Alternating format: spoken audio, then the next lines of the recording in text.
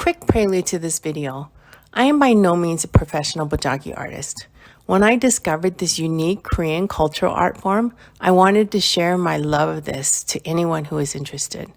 As you're watching this video, please keep in mind that I am showing you techniques as a left-handed individual and someone who may not sew exactly by the manual.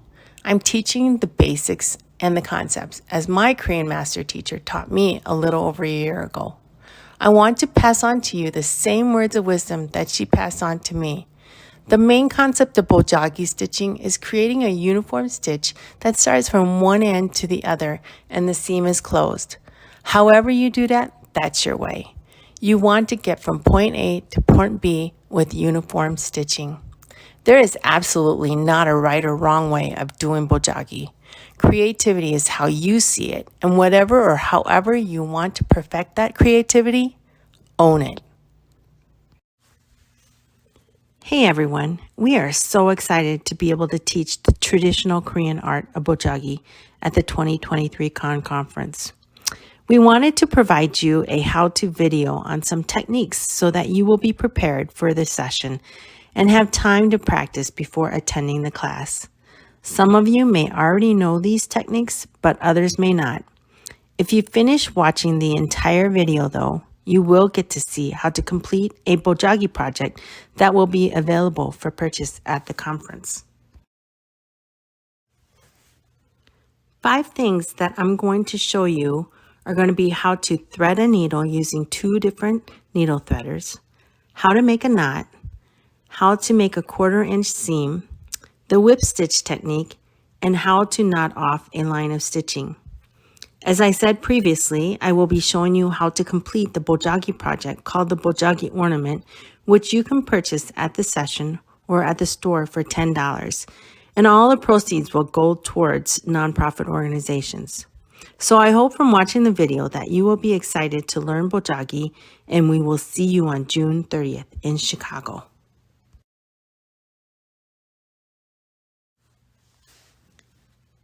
In your kits, you're going to have 2 different types of needle threaders. These are tools to help you thread your thread through your eye of the needle. One is the hook. You can see the tiny hook. And the other is the traditional wire threaders that you have seen in sewing kits that are in the hotel vanity sets.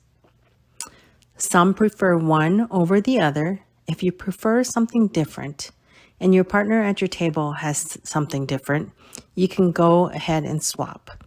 We don't really care. Some people like one more than the other.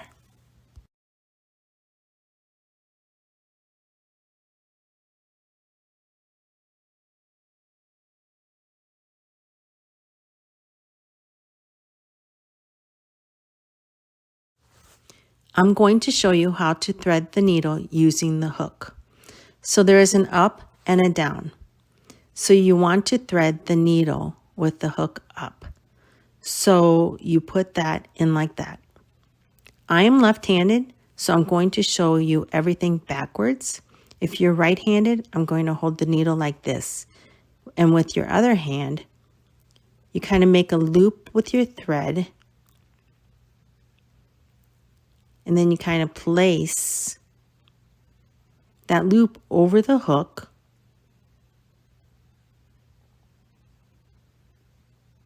And then with that same hand, take the needle with your fingers and hold it.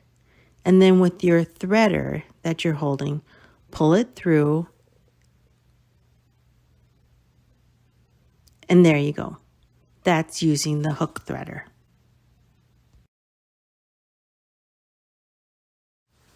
Using the traditional wire threader that people typically get in sewing kits in your hotel rooms and things like that, your hardest part is probably getting this little wire small enough so that you can fit it through the eye of the needle. So take your hand and your fingers, I'm using my thumb and index finger, and kind of push them together, the wires, and kind of move them to the top so that you can get a small, tight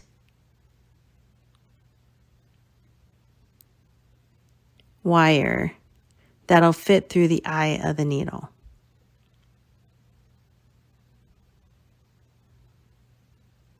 So you get it small enough, and then you push it through the hole. When you get it through the hole, keep pushing it past this big part, which is kind of like a diamond, and have it there. I don't have it there right now. I'm just showing you that big picture. So you get that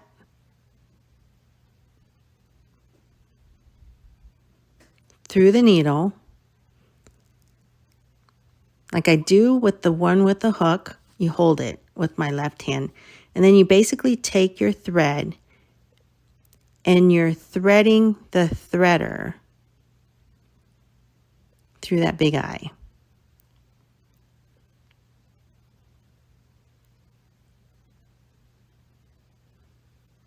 And pull it through.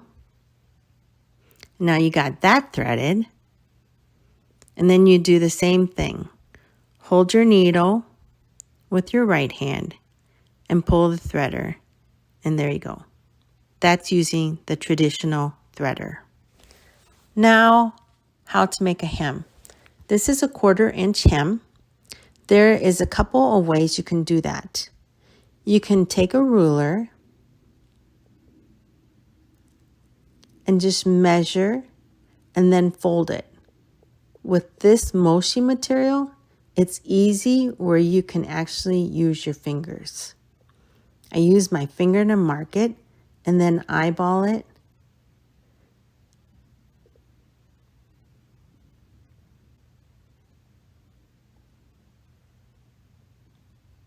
And then fold it. I remeasure to see if that's a 1/4 inch. The nice thing about mosi, this material, is that you can use your fingernail to create your seam. And you got your seam going with your fingernail.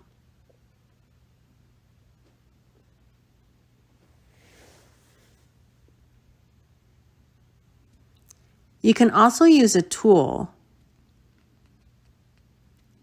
like this to create your seam. So you take your ruler, you got your 1/4 inch, and you take your ruler and this boning tool, press really hard to create that seam.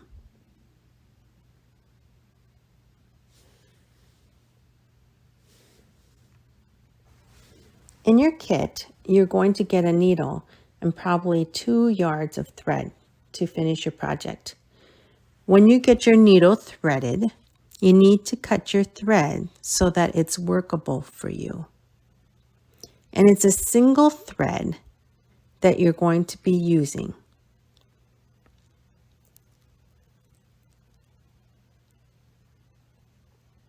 And so you will have one short end here and one long end. And on your long end is where you're going to create a knot. So the next thing you're going to do is create your knot. I'm going to do a slip knot. This is what I was taught a long time ago. So I have a years of practice. What you do is take your thread at the long end, hold it with your thumb and your index finger, and loop it around your index finger. And then take your thumb, make an X like that.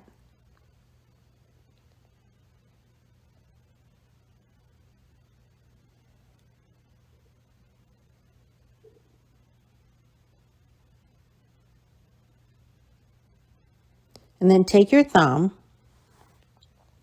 with the short end and roll that over your index finger.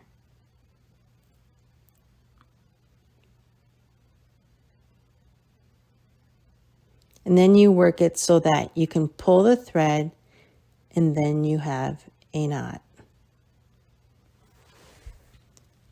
It takes a little bit of practice and coordination. So once again. Take your thread, make a loop, make an X over your index finger. Take your thumb and roll that short end over the index finger and pull and knot. If you can't do that, you can make your own knot. By looping it over your thumb and hold it, or your index finger, and hold it and push that short end through the loop and do it that way. So whichever you want to make a slip knot, that's how I have done a slip knot. So I'm teaching you how I learned.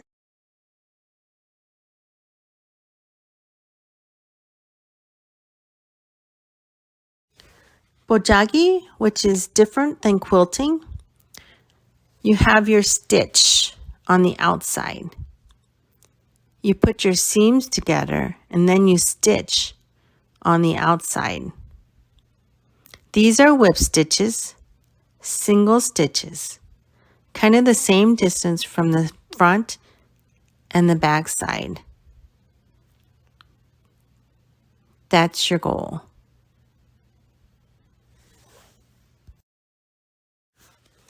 Starting with your square and with all your hems with the 1/4 inch seam allowance, you put your sides together.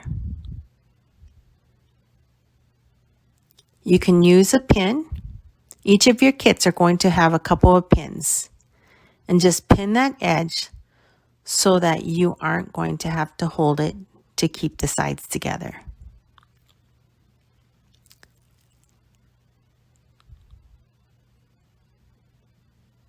Take your needle that you have threaded. Remember, it's single threaded, so you have that short and the long. You will always want to have a single thread.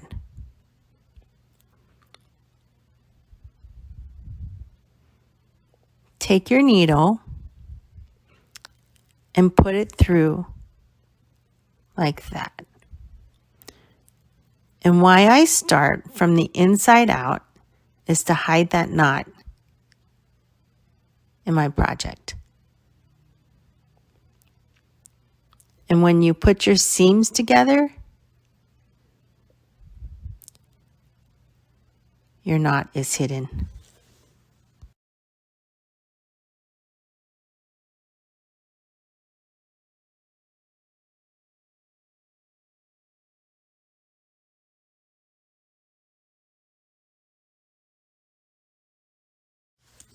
Your first whip stitch, you can see where your next stitch should insert and come out at the back based on the first stitch you made. You want your needle to come out in the back close to where the first stitch came out, so that your guide on the back side is where you want to be even with. Go from the front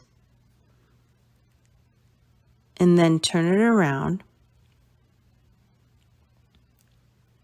and see we're going to be exiting on the back, and hope it's around where that last stitch was. And if not, pull the needle back a little and reinsert. And once you're close, push your needle through and pull it. And your first stitch is going to be a little awkward just because of how you're going to start it. So kind of help it along to help create that first stitch that's going to be over and closing the corner. And then you're going to take your next stitch, go from the front to the back,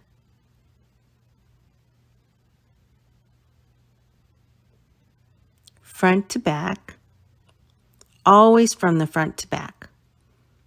I put a little next to the first stitch, push your needle in,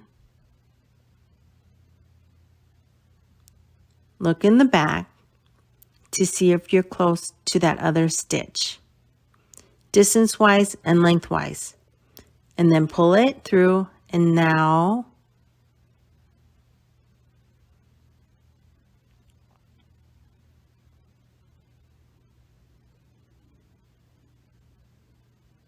And now you'll have 2 stitches.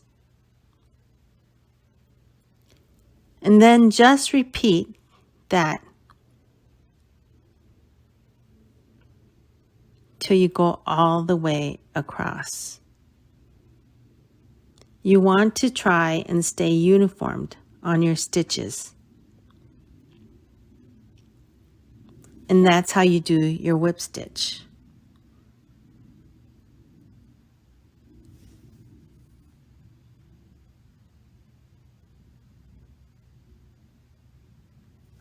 You want to try and stay uniformed on your stitches. And most of your projects in Bojagi are done with the whip stitch. So you stitch like this all the way across for this project. With time, you will get a uniform stitch.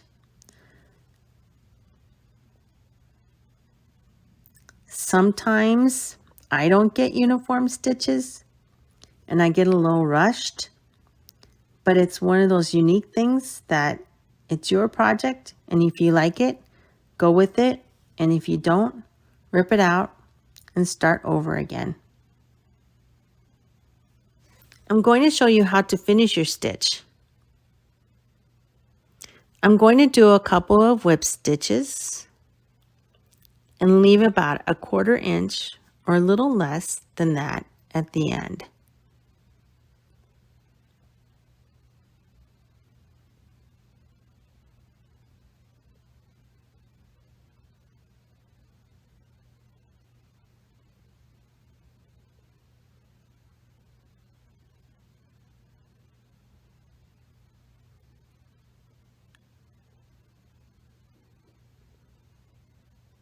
So your last stitch, I usually overlap with the last stitch.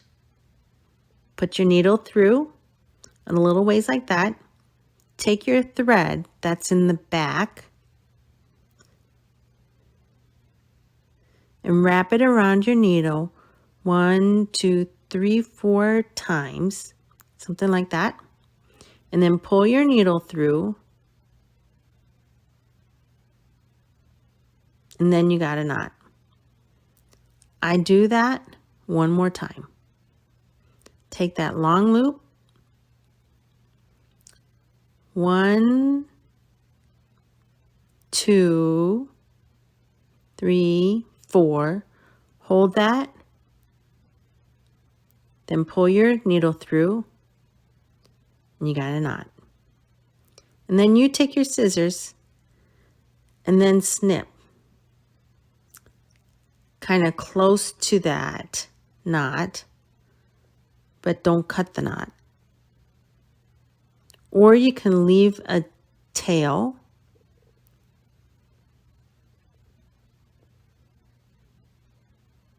and so when you work that project, you can tuck that tail into the seam to hide it, like that. So with this tail, you can tuck it in between the seam and hide it.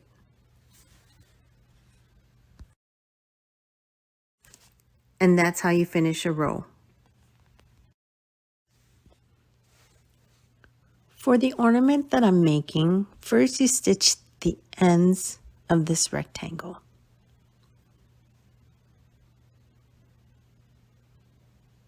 Then you push the 2 open ends together, so there are 4 corners in the center.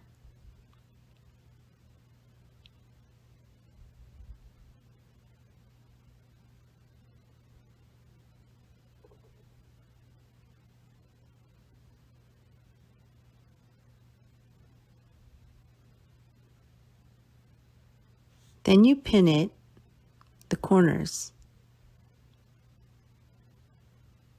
like that.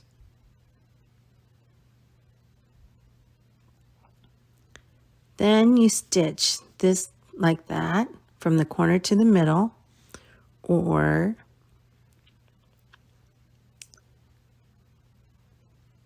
when you have it pinned like this, you can actually take your thread.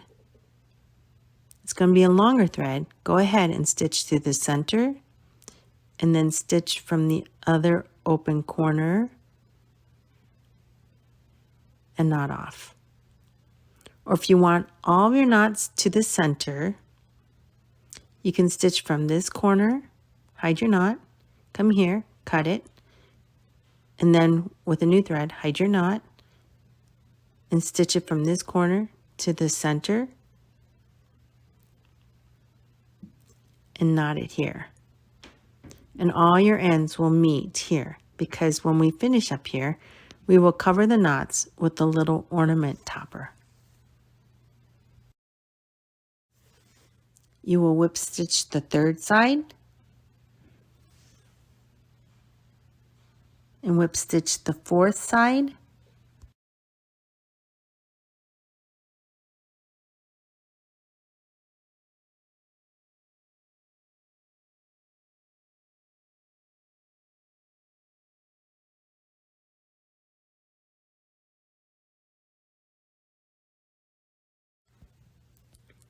Now that you did all four sides and created this squarish dumpling, you want to squish it to make it into a square.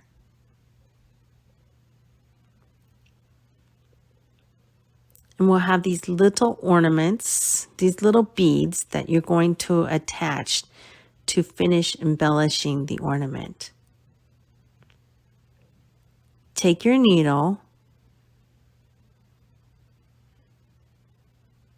and push it through the middle.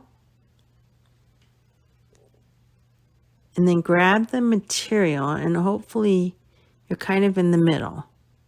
And if you're not, move it, take it back out, and kind of move it so that the thread will come out in the center of this square. This looks pretty good. So pull that all the way through, and then you're going to release it so that the shape is back to the full dumpling.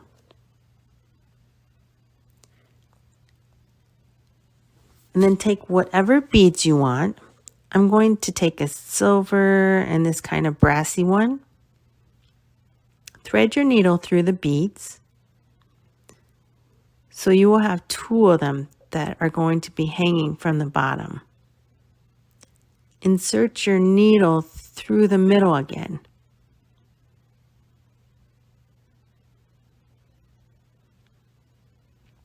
Squish your dumpling so that you can get the needle to come out the top in the middle. Then pull your needle through.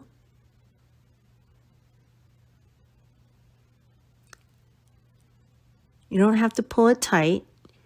You just want it so that they're hanging there like that at the bottom. Then kind of work so your ornament is full and not squished with the beads dangling.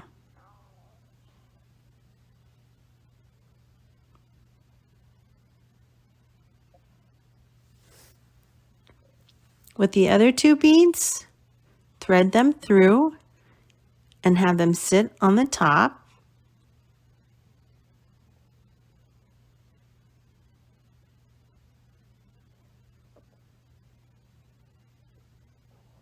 And in the center like that.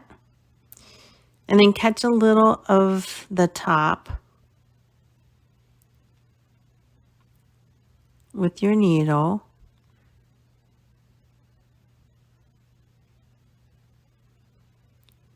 And secure your beads by stitching them to the top.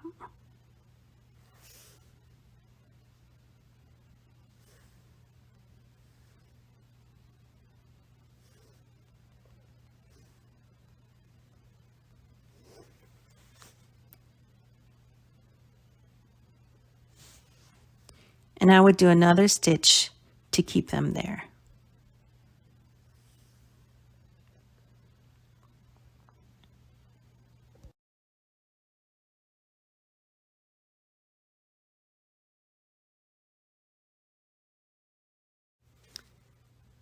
Your final task is to make the loop so you can hang your ornament. Take your needle and catch some material and some thread. And pull it through and hold it till you get to whatever height you want your loop to hang. And if you want it this height, then leave it at that length.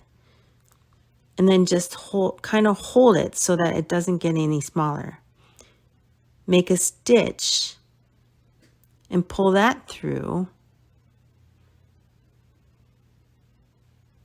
to make a smaller loop. So now you have 2 loops.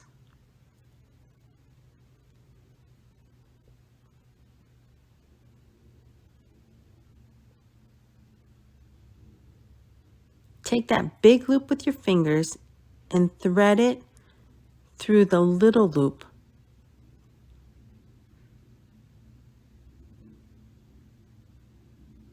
Like that. Hold the big loop. Now take your needle and pull it, and that will tighten the smaller loop and basically made a knot around the big loop, your hanging loop. If you want to secure it some more, just go ahead and bring your needle through again.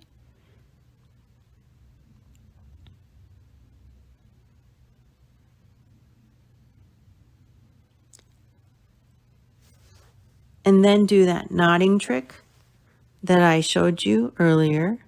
Put your needle through, loop the thread around the needle 4 or 5 times, hold it and pull. Do it again, loop the thread,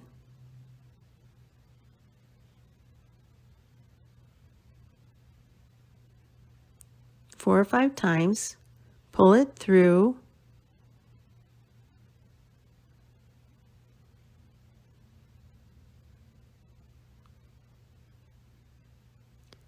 and then snip.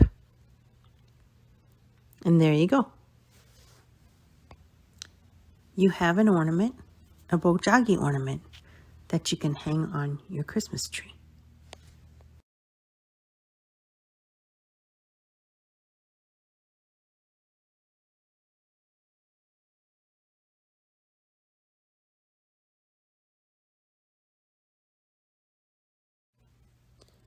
You can make a bunch of them and connect them using the looping technique and make a lucky door ornament like this one.